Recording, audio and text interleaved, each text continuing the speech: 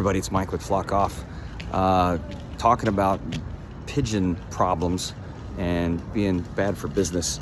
We're at a huge hospital install here up in Phoenix for the day. Jack's Pest Pro is doing this install again, same guys that did the other install that I showed you last week. But major project. I'm gonna try not to get the logo of the hospital in here, but there's Jason Wiseman back there. This is the entrance of the hospital, so huge covered canopy.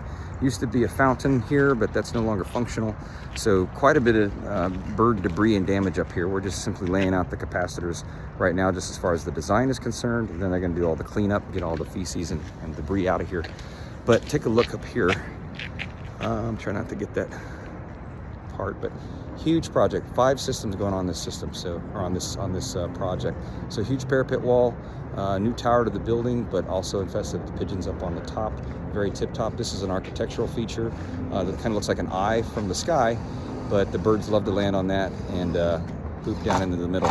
And another huge parapet wall extension over on this side of that other tower. So the parts that you can see out in front of the hospital are what we're outfitting today, what they're working on, and then there's another area in the receiving part of the hospital back on the back door, back bay I should say, where everything comes in.